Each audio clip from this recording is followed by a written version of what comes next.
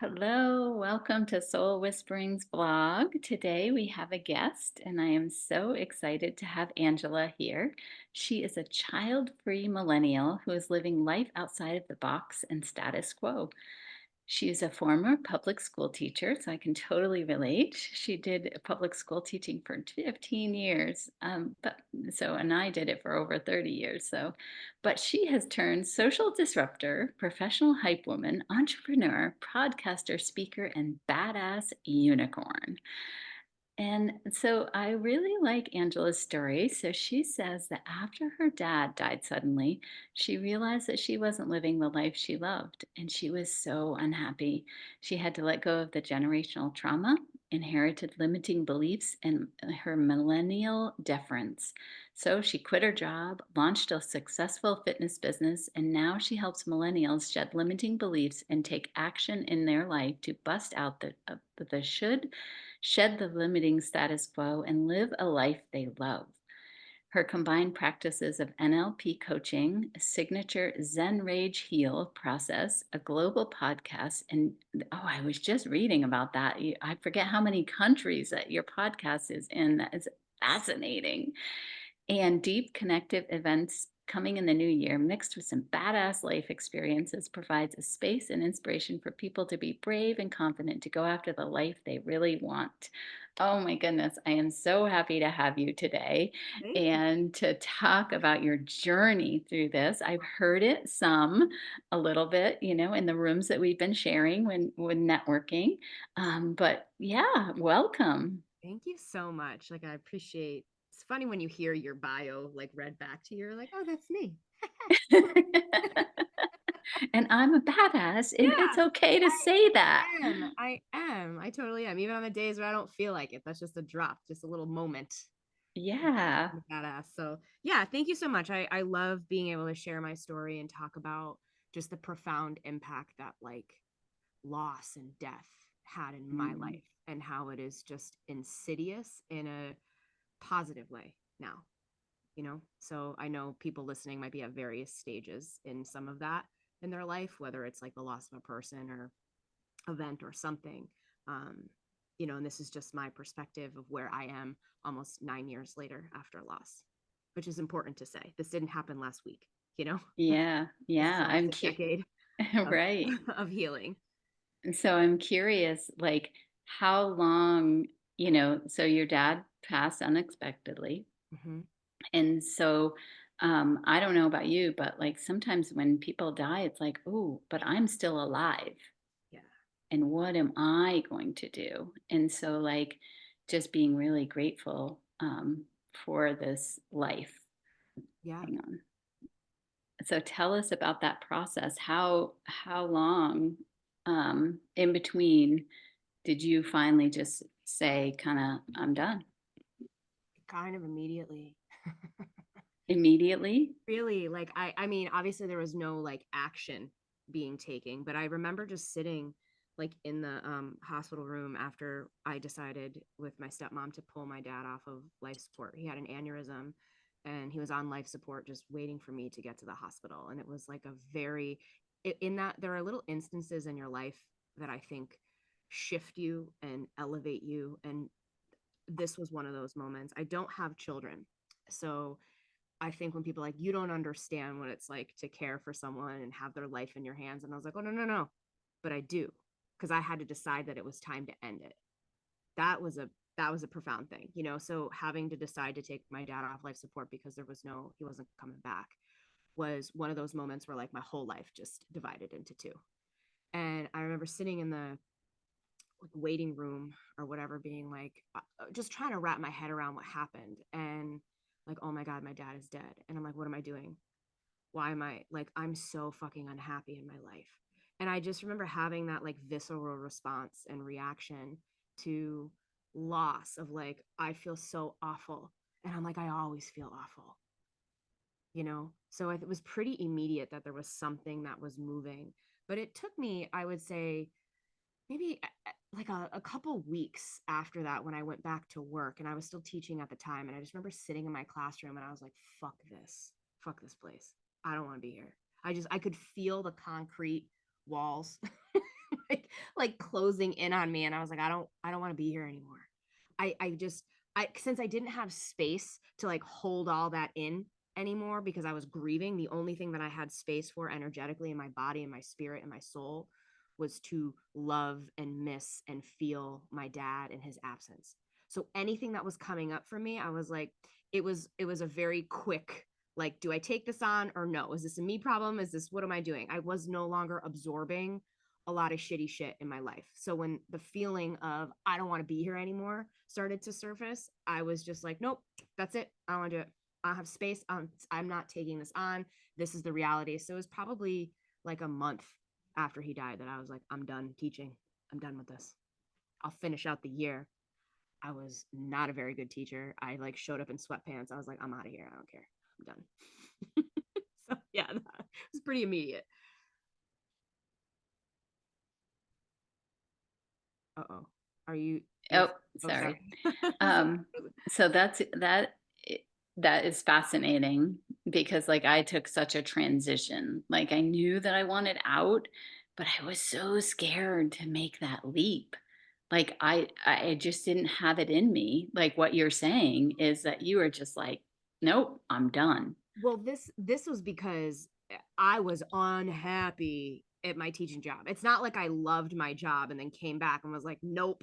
This was, I would say, maybe 6 or 7 years of like crying in the parking lot before I would go into work, of Oh having no, I auto am meltdowns, you know? yeah, no, I am totally agreeing with you. It was about 10 to 15 years before I finally got out of the public school system Yeah. that where I was just like, I have to do something different. I don't know what I need to do, but I need to do something different. And I clung to that box, right? That box that I put myself in for so many years. So that's why, like, I just find it fascinating that you just like, it was the snap of the fingers. It was just like you saw it I'm so also I clearly. also act that way like in my life in general. I am a very like just an impulsive person. If someone's like, Ange, I got tickets, I was like, yup, let's go.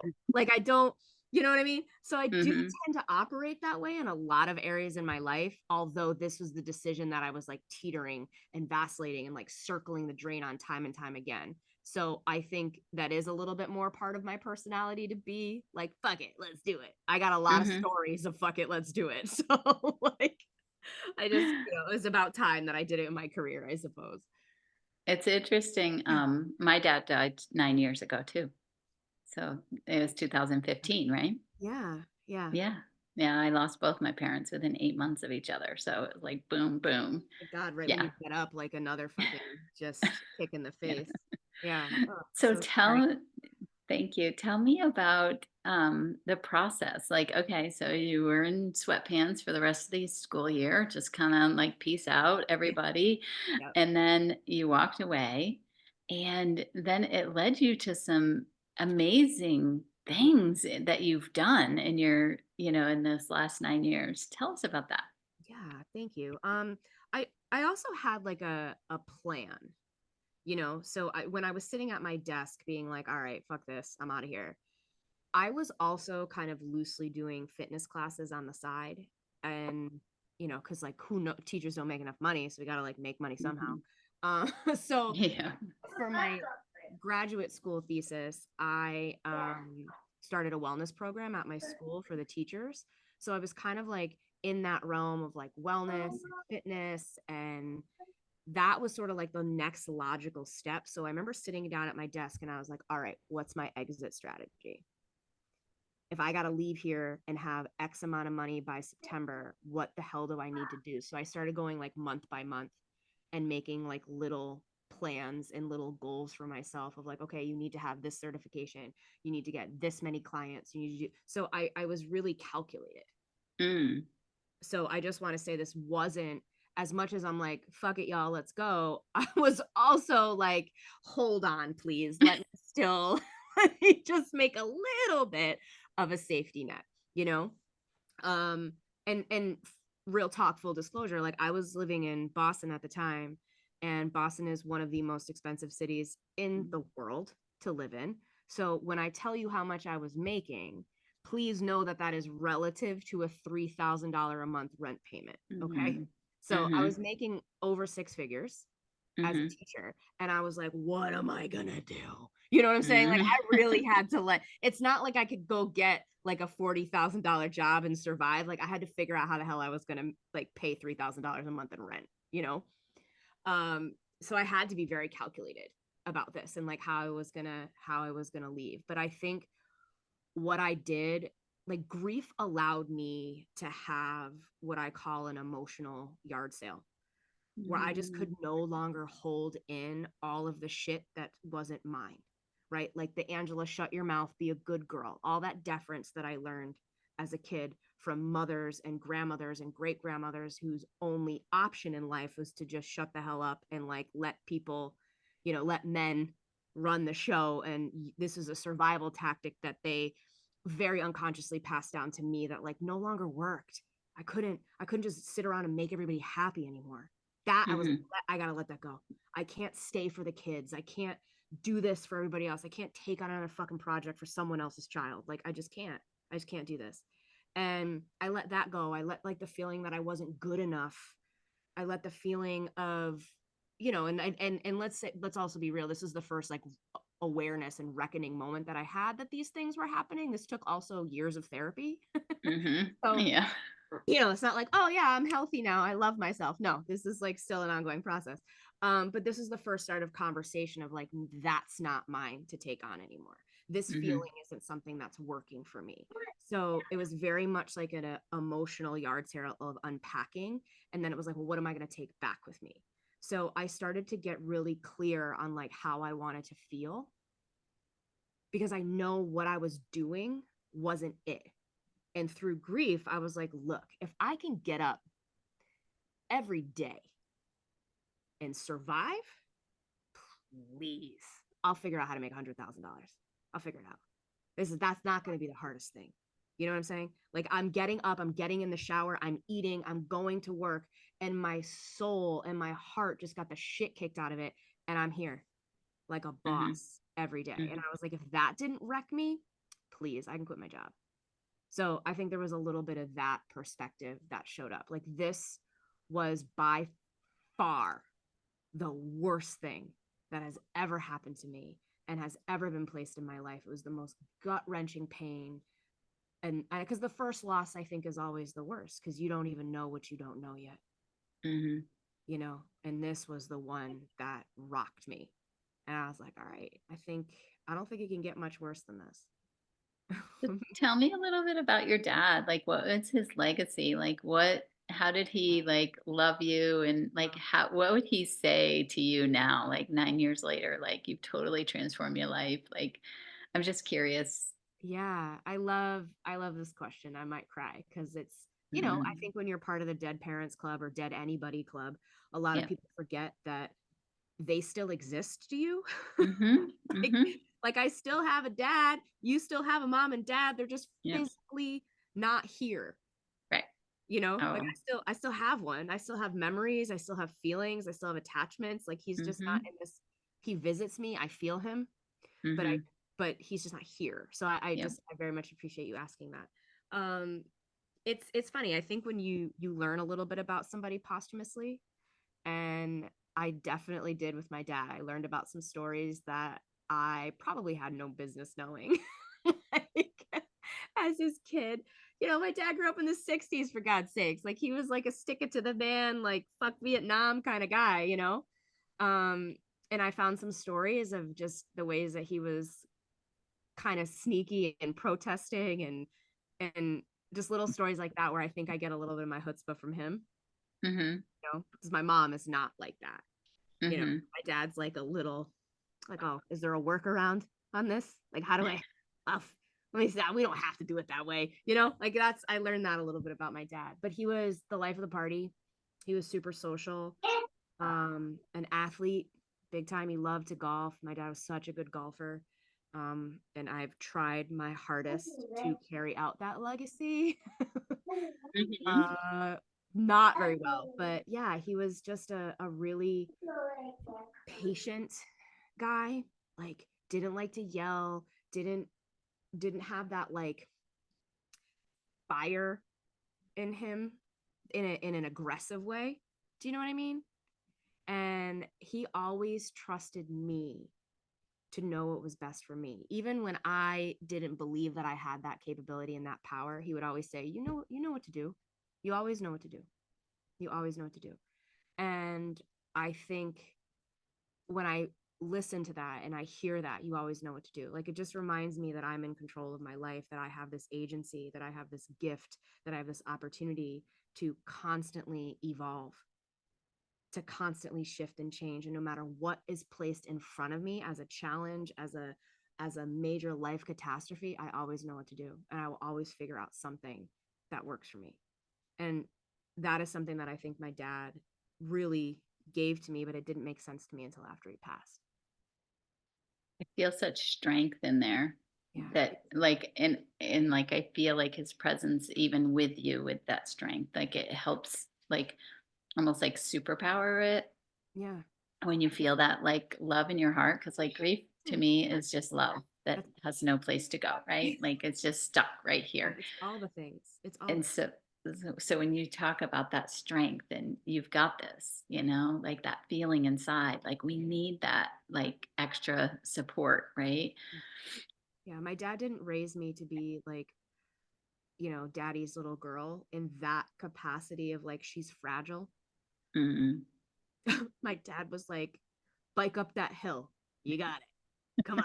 Like I like that's what it was. Like I was we were athletes together. There was a push, there was a drive, and Mm.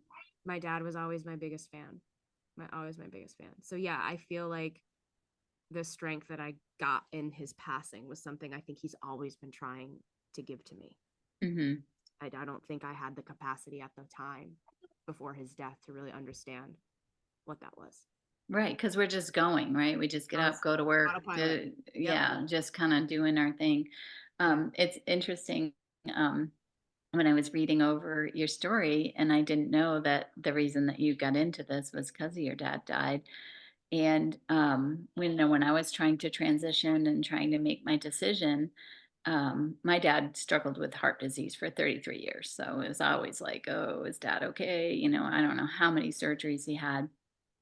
Anyway, my test came back and my cholesterol was over 250.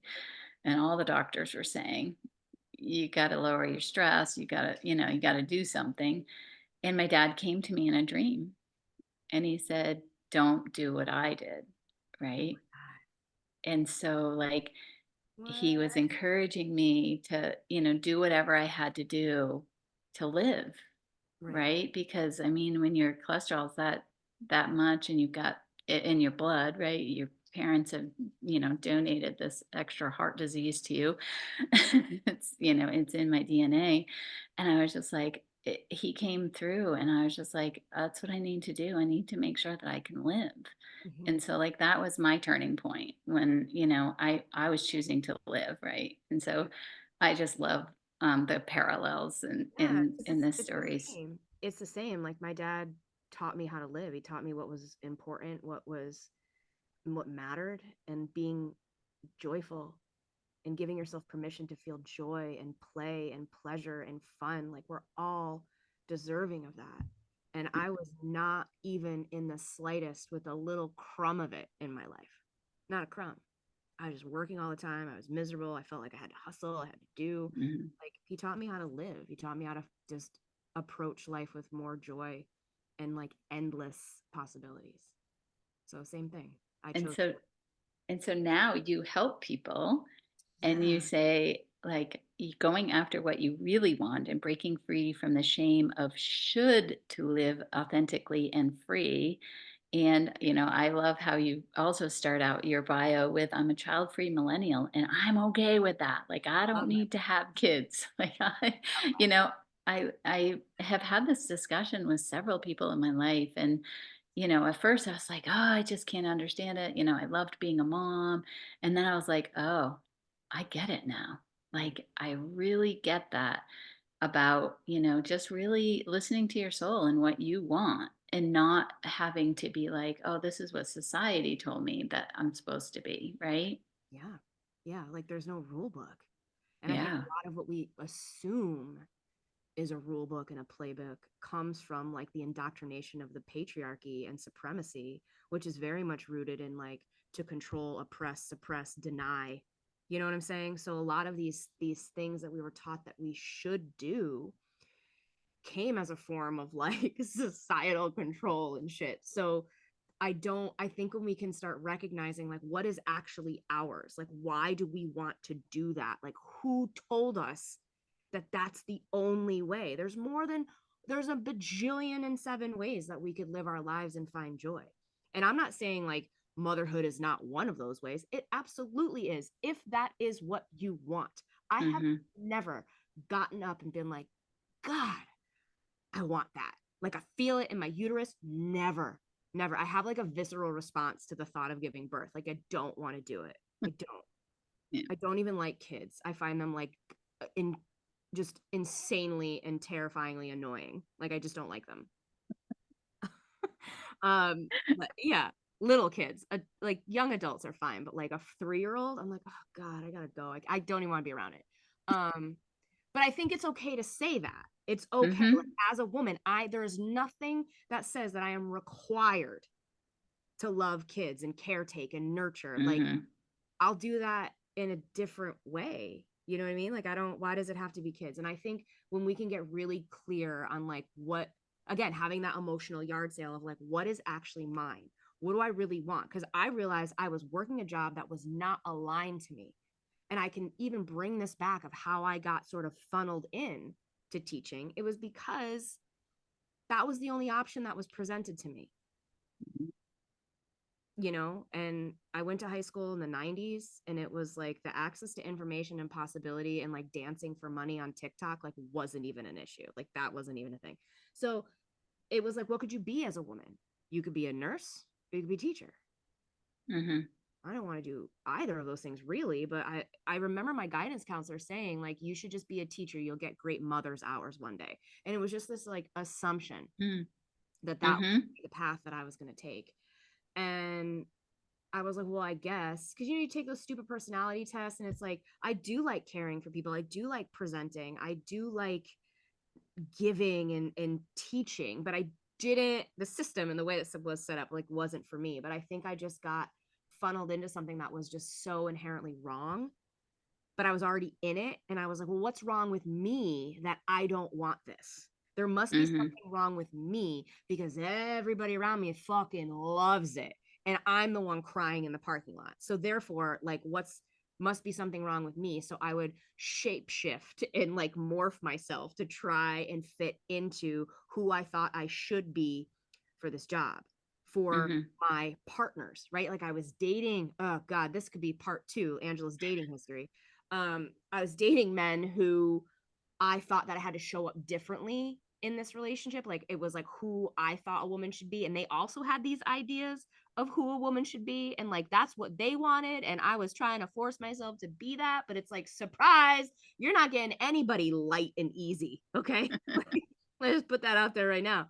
There's nothing about me that is like I'm easy. No, not at all. I'm intense. I am passionate. I have boundaries. I say what I want. Like I have energy like that. I can't deny that. I'm not going to try and like sit still and be nice. It's just not going to happen. So So, yeah. so Oh, go you ahead. took your own personal journey Yeah. and you were into fitness already. So you were already in that. And then you've really done a shift recently. Correct me if I'm Yeah. wrong. Another And one. and Another one. tell me more like if somebody is listening to this and says, "Boy, I don't know, I really like listening to this woman's story and she's got some stuff to her and like She's some moxie. her energy, like what would that look like? How Yeah. A can you couple of help things. people like understand like where Yeah. they are in their journey and their soul and like really like because I really I hear you talk about like this teaching and getting sucked into that. I was totally there with you. Grew up in the 80s, but still kind of Not the much same changed. thing, Not much, right? Like you know? go to college, get your degree and that you'll be fine, Yep. like and then go get the pension, blah blah blah, all Yep. that Play it safe. things, right? Yep. And so you're really like helping people like step out of this box and say, oh, wait, I can do whatever lights me up, right? Follow their soul thing. So tell me a little bit about like, I think it was called Zen Rage Mhm. Heal. Yeah. Uh, I love that. Okay. So that's my signature process that I started when I was created my fitness brand that very much evolved from the way that I approach movement to the way I approach healing and transformation, which I do think it's all sort of like a trifecta, right? Like it's mm-hmm. not a cycle. Like I think all three matter and are Yeah. vital through change and transformation, but it's a three-step process to transform and to zen, and this follows like the basis of like neuro linguistic programming and the way that we can shift and change and our hardwiring in our brain, and really look at like our default operating system and like how that actually came to be, because what manual we came with might not be the one that best suits us. So yes, it's very much rooted in that, and to zen is to just get quiet and clear, because we Mm, cannot make a decision when our central nervous system is off the chain. When we mm, are freaking the fuck out, when we are terrified, when we're nervous, when we're stressed, anything we do from there is always going to be from a place of panic. It's not going to be honest. So then it's like survive, survive, survive. And we're hardwired to want to get out of, I feel uncomfortable, I feel stressed. We're hardwired to want to get out of that as fast as possible, even if the fix is temporary, right? mm, I'm going to find it in me to run up that tree. Well, that's not the long term plan, because you have to eventually come back down, right? So it's the same kind of premise when you're making a decision, and you're looking at how to shift and change the trajectory of your life. You can't do it when you're stressed out. So you have to zen, breathe, get quiet, and really start answering some hard questions around, what do I want? What do mm. I not want? What do I feel? What's mine? What works? What am I feeling? What do I feel? I think that is a beautiful question for most people to ask, because it's like we have the vocabulary of a Dr. Seuss book of mad, sad, glad, and bad. That's it. It's hard for us to expand our vernacular when that's well, what are you feeling? Do you feel betrayed?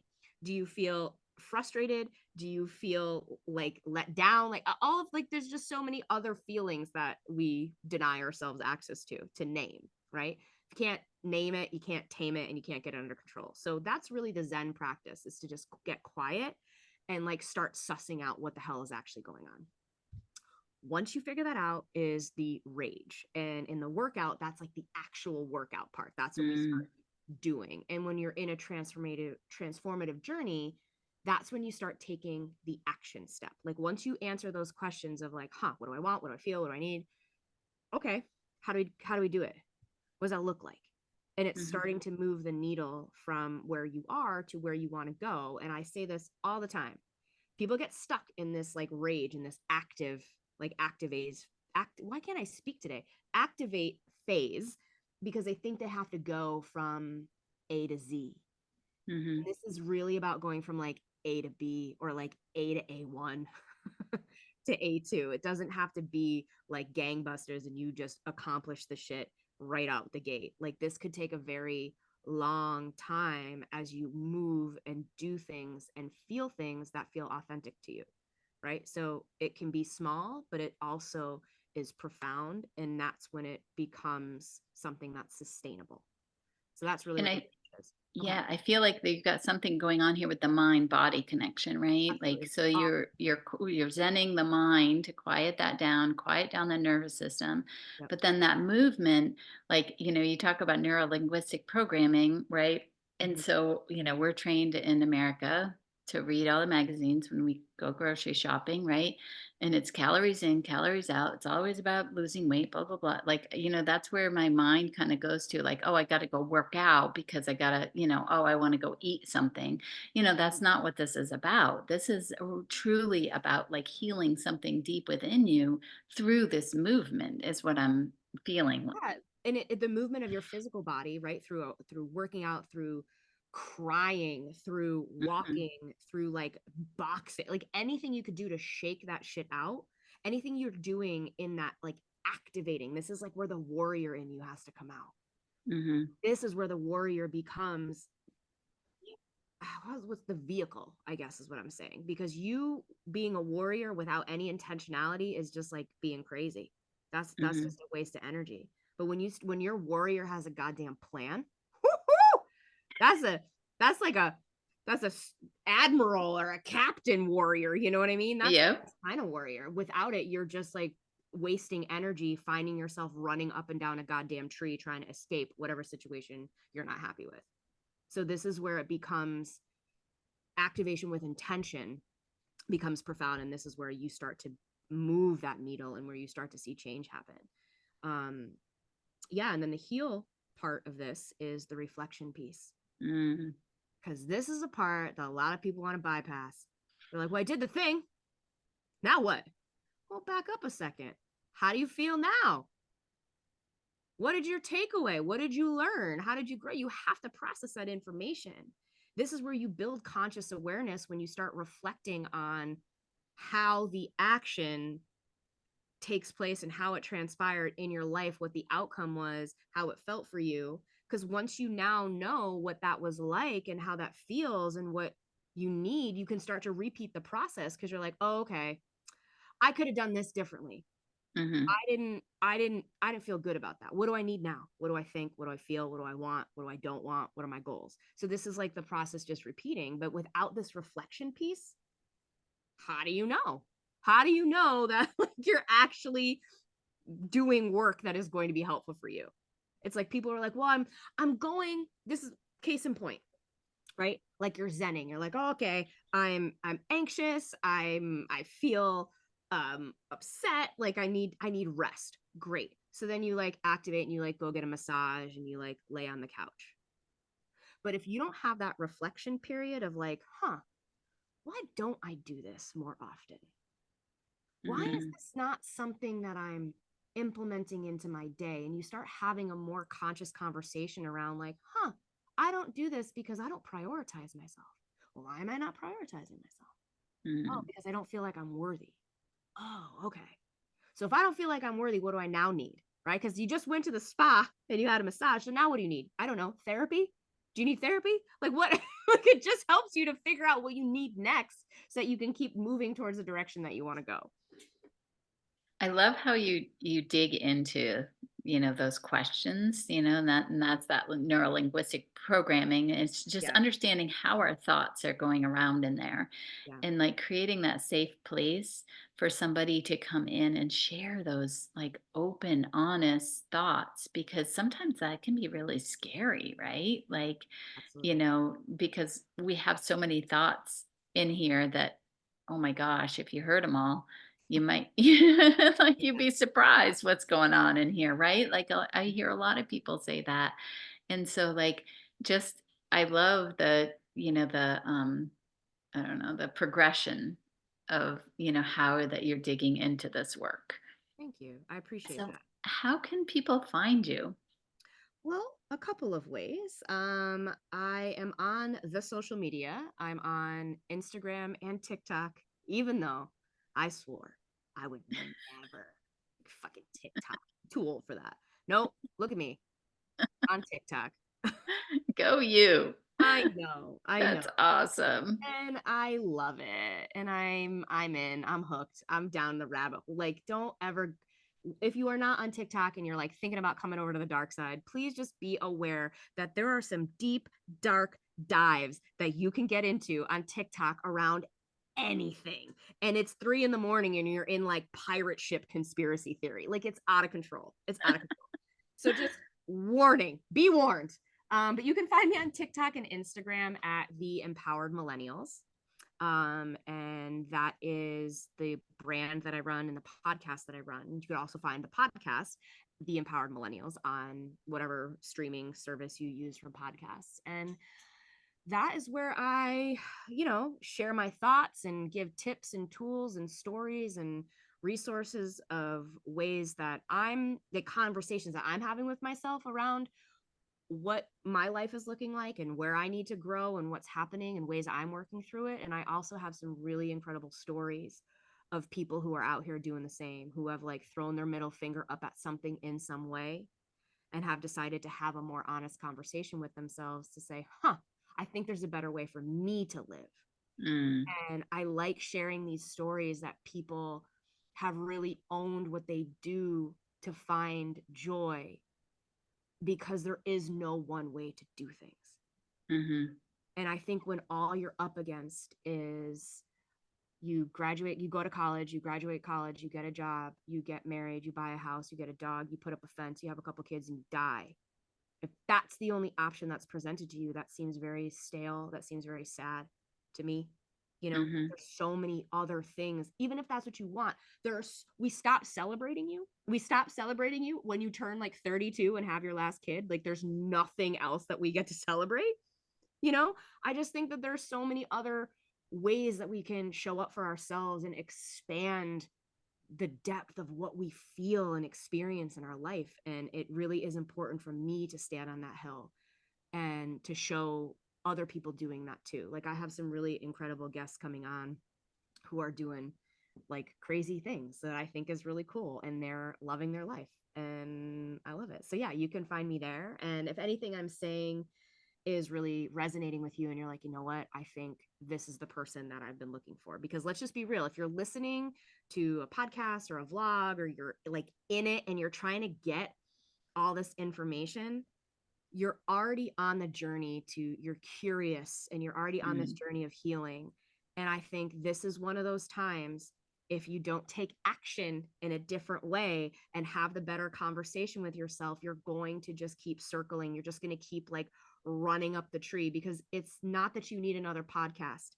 It's not that you need another like free book or some shit. It might be that you need to like shake it up and get another perspective and get a safe space to start saying and doing some of the things that you're holding inside, with someone who doesn't give a shit what it looks like for you. Whatever your life is, I will be your biggest cheerleader and champion for that. Do you want to join the circus? Hell yeah. How do we make that happen?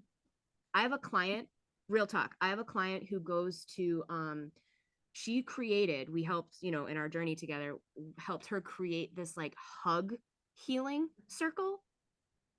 That sounds like my nightmare. Like I would never, hugs with strangers, get out of here. I would never do that. But I love that for her. And I'm like, how do I help you do this? How do I support you and mm. champion you so that you can go and do something and be in a space that makes you feel joyful and alive? So whatever it is, I'll be your biggest fan. So you That's can find me awesome. on my website at theangelagentile.com. And I have a 50-minute breakthrough session where we can just hop on and kind of suss out what's going on and just create a few action steps that you can take. So it's very tangible stuff. And it's also a good way for us to meet and get to see if working one-on-one together would be a good fit. You know, I know, Awesome. no, I'm not everybody's cup of tea. So Well, and not everybody's attracted to different people for right, different reasons, and right. it's all good stuff. But you've also done some speaking, I believe. So if anybody's out there looking for a speaker, Sure. Yeah, I love it. I love getting on stage. And in my head, I'm like Beyonce. I'm like, let me just come give you some knowledge and then I will be on my way. Like, I love it. So, yeah, I would love to speak at your event. I do travel. So, that's awesome. I throw that out there. Yeah, I'm hoping to be at one of your events. That would be super fun. You know, in the new year, like, you know, I've been saying it. I was like, all right, we're in February now. We're almost like halfway in. I have an idea. I actually have to execute it now, because I'm like, I'm marinating on it, and I'm like, you got to do it. Stop being scared. It's okay. You know, if you build it, they will come. If you do Yep. it, it's all right. You know, so Yeah, I just have, keep doing it. yeah, Just I'm go. gonna keep doing it. So stay tuned, because I think I'm gonna host my own event instead of like going to somebody else's, and I might Mm, just put it together. So you'll have to come to the Boston area for that. that would be super fun. Yeah, that's not too far from me. Yeah, And I get to go see my great niece, so that's all good. everybody wins. See, everybody wins. You betcha. Well, thank you Okay, for well, it having me. was great having you on today. Thank you for sharing your story. Thank you for Yes, sharing everything. And I hope somebody reaches out to you. I think that would be super fun. I hope so. I hope so. I'm here. I can't wait to just connect and share. And if anything I'm saying just resonates, please just reach out. I got you. Awesome. Thank you. Thank you.